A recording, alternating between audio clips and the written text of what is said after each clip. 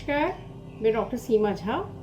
आइए एक बार फिर हम बात करते हैं प्लैनेटरी मूवमेंट्स की, हम बात करते हैं वीकली प्रेडिक्शंस की, हम बात करते हैं 2 अगस्त टू 8 अगस्त के मिडल में होने वाले जो इम्पॉर्टेंट सेलेस्टियल मूव्स हैं उसकी हम बात करते हैं, आपकी हमारी राशियों पर पड़ने वाले इसके प्रभाव की।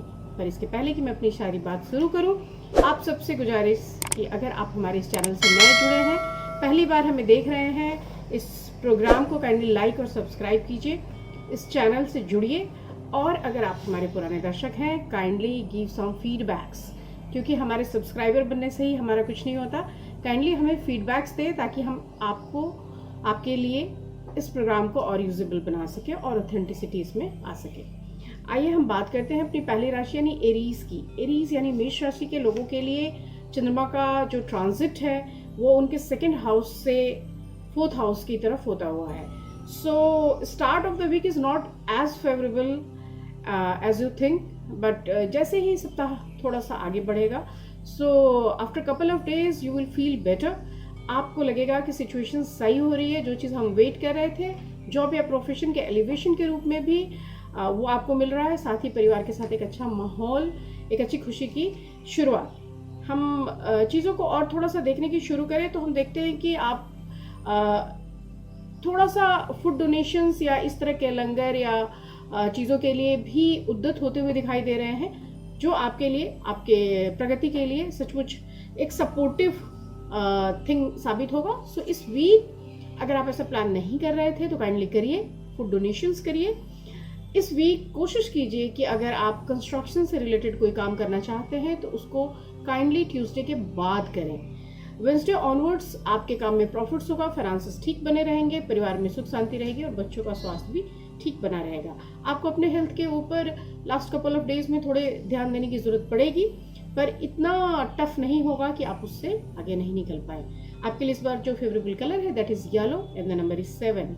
हम बात करते हैं अपनी दूसरी राशि यानी टॉरस की।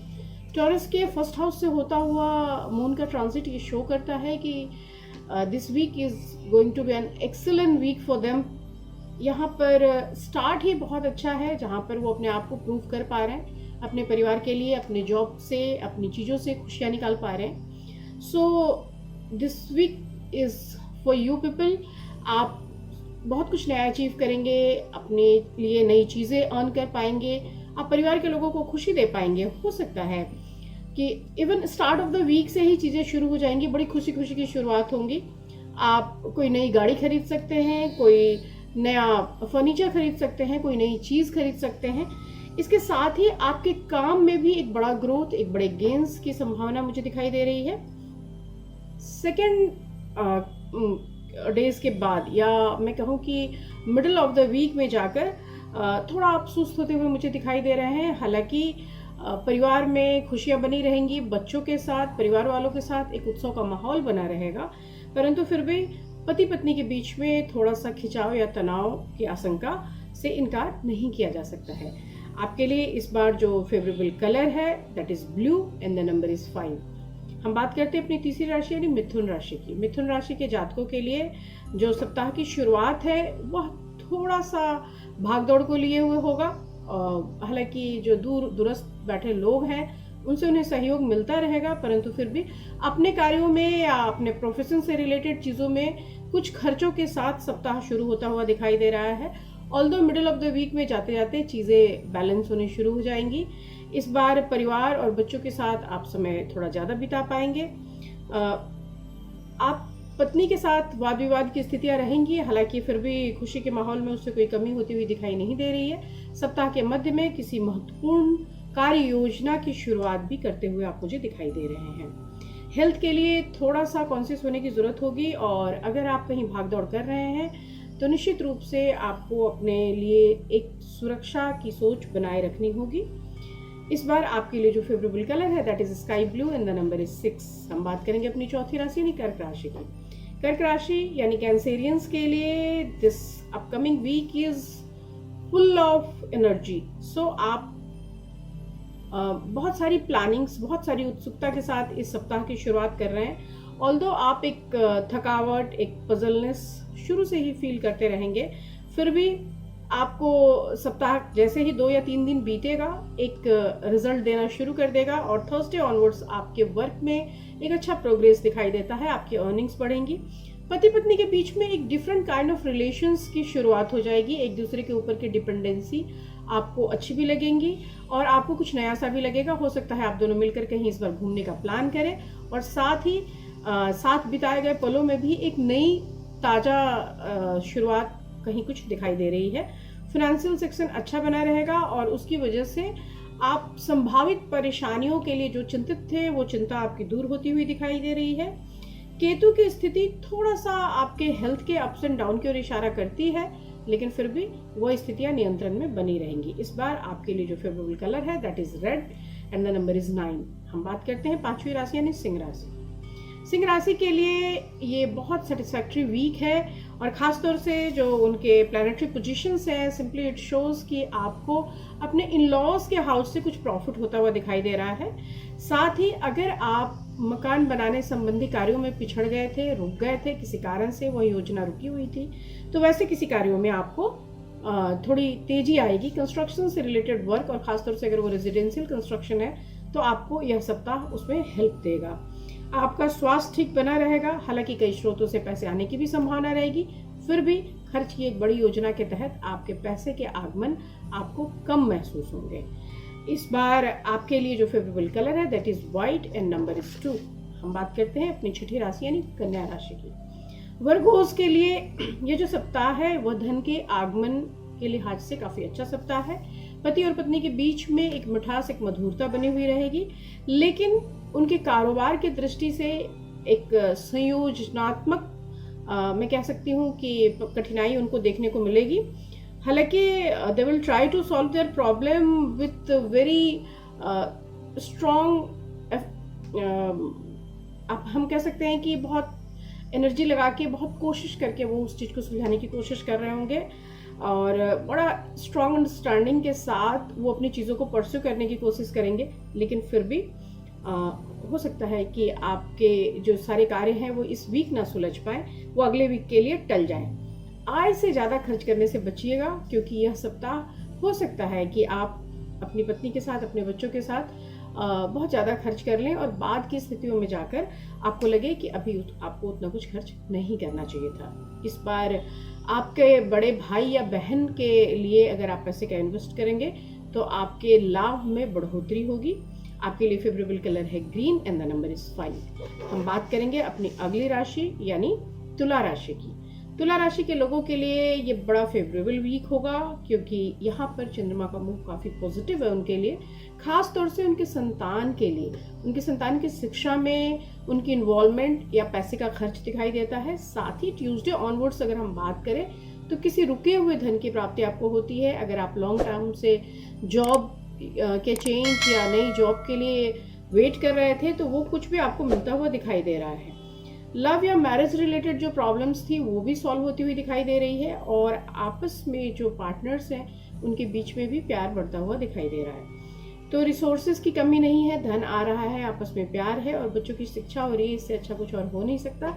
आपके लिए जो इस बार फेवरेबल कलर है that is maroon and the number is 6। हम बात कर रहे हैं अपनी 8वीं राशि यानी वृश्चिक राशि की।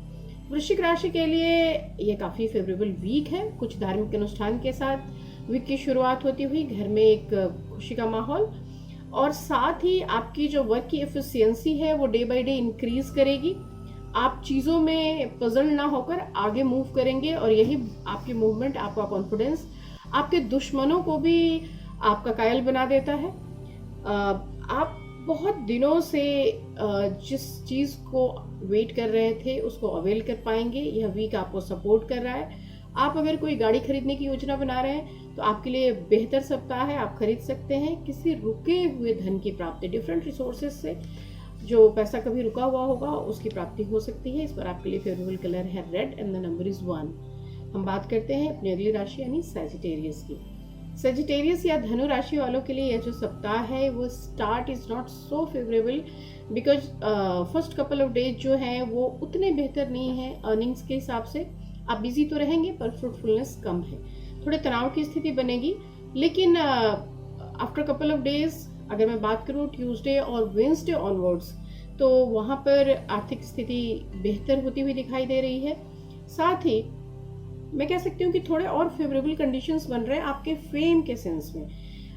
इंसान जब काम करता है तो सिर्फ पैसे के लिए काम नहीं करता, कई बार उसकी ख्याति, उसकी कीर्ति, उसका यश उसका प्राप्य होता है। और उस सेंस में अगर मैं कहूँ तो यह वीक निश्चित रूप से आपको एक फ्रूटफुलनेस देगा। आपके अंदर कुछ नए काम को करने की एक आकांक्षा आएगी, आपको मन करेगा कि आप कुछ नया शुरू करते, और आपकी यही उत्कंठा आपको नए रास्तों की ओर पुश करेगी। हालांकि थोड़ा सा एक इकोनॉमिक स्ट्रेस आप फील करेंगे फर्स्ट 2 डेज में, लेकिन समय के साथ वो चीज़ें ठीक हो जाएंगी। आपके लिए भी नई गाड़ी खरीदने का योग है, और अगर आप चाहते हैं कि इस फील्ड में इन्वेस्ट करें तो this is very good time for you people. आपके लिए इस बार जो फेवरेबल कलर है that is golden yellow and the number is 3। हम बात कर रहे हैं अपनी 10वीं राशि यानी मकर राशि की। मकर राशि के लोगों के लिए start of the week is very good. कोई भी नया बिजनेस या work you can start in first couple of days. यह हालांकि बड़ा सिचुएशन जो है यह डिफरेंट है। यहाँ पर अगर मैं बात कर रही हूँ चंद्रमा का शनि के साथ योग की मैं बात कर रही हूँ, अगर आपके फर्स्ट हाउस में, आपके ओन हाउस में सैटर्न के होने की, तो इन सारी स्थितियों में आप कोई अगर नया बिजनेस शुरू करना चाहते हैं तो निश्चित रूप से वहाँ बहुत प्रॉफिटेबिलिटी की स्थिति बनती चली जाएगी। आप जहाँ जॉब कर रहे हैं वहाँ भी लोग आपको वैल्यू करेंगे और आपके कामों को एक प्रोत्साहन मिलेगा। साथ ही अगर आपने कोई एसेट्स लिया है, कोई घर लिया है, कोई इन्वेस्टमेंट किया है, तो वहाँ पे एक फ्रूटफुलनेस मुझे दिखाई देती है।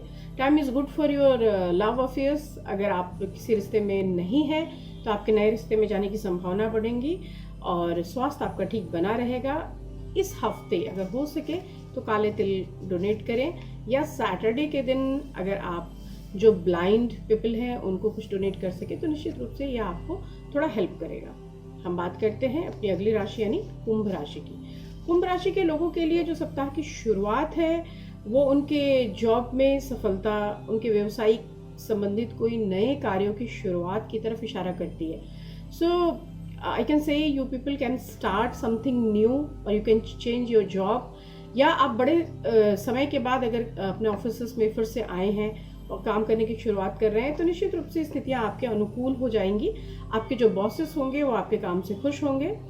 तो मैं कह सकती हूँ कि यह वीक आपके लिए बड़ा फ्रूटफुल होगा। साथ ही जो शुक्र की स्थिति है वह आपके अंदर प्रेम को लेकर एक उत्कंठा जगाएगी, और निश्चित रूप से आप जो भी प्रेमी लोग हैं वो एक दूसरे के करीब आने की कोशिश करेंगे।